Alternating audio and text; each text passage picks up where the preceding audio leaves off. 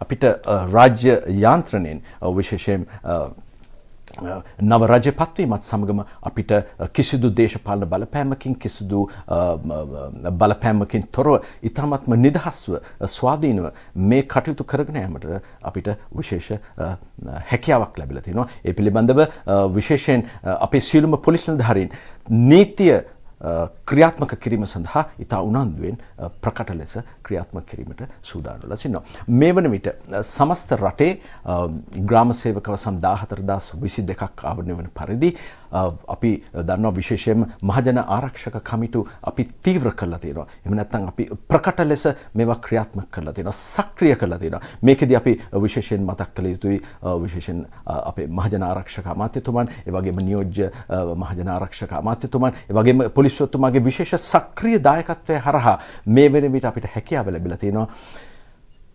මහජන ආරක්ෂක කමිටු හරහා විශේෂයෙන් ශ්‍රී ලංකා පොලිසිය හා මහජනතාව අතර තිබූ බැඳීම තවදුරටත් ස්ථාවර කරගන්න. එනමුත් විශ්වාසය අපි තහවුරු කරගෙන තියෙනවා. ඒ නිසා මේ වෙන විට අපිට ලැබෙනවා මහජනතාවගෙන් අනේක විද මඟ පෙන්වීම්, සහයන්, මැදිහත් වීම, ඒ වගේම උනන්දු කිරීම, ඒ වගේම තොරතුරු ලබා දීම. ඒ පිළිබඳවත් අපි ගෞරවනීය ස්තුතිය පුද කරනවා.